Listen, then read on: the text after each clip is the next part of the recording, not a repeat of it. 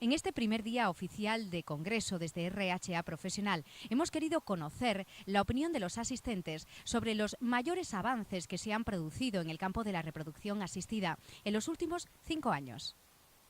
The connection of AMH to the treatment of women which are at risk for hyperstimulation. The new PCOS guidelines. Las técnicas de diagnóstico genético preimplantación, específicamente la hibridación genómica comparativa.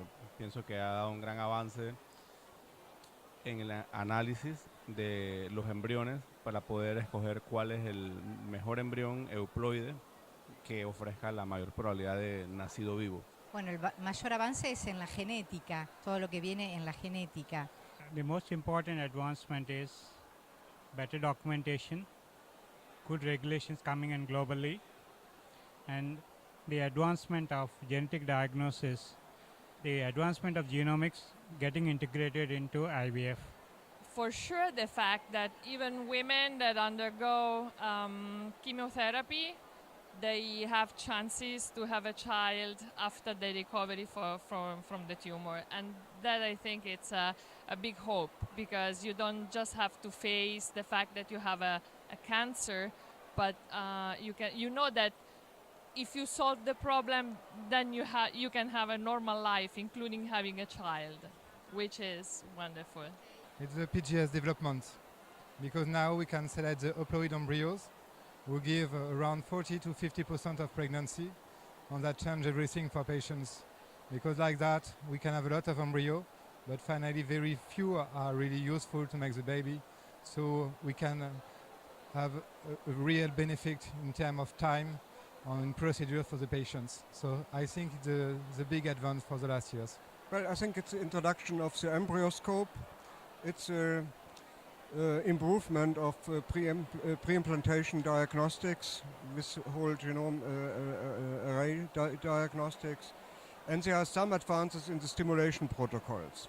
But I think most advances occur in the lab and with these refined ways of diagnosis in embryo culture. The advantages we've made with stem cells. Yeah, the artificial ovary and our developmental efforts in terms of creating gametes artificially. Well, in the last 5 years, the major advancement is the evaluation, the assessment of embryos with non-invasive methods. And this will be also the future of human reproduction, to improve the quality and the success rate of pregnancies. Je pense que le dernier avancement, c'est le tri des embryons pour essayer d'avoir des grossesses plus vite et sans complications. Surtout en particulier le screening embryonnaire non invasif. Voilà. From the embryologist's point of view, it's for sure the vitrification. I mean, vitrification started approximately 15 years ago, and there's lots of advance going on right now with semi-automated vitrification. I think this is going to be probably a great effort in the future.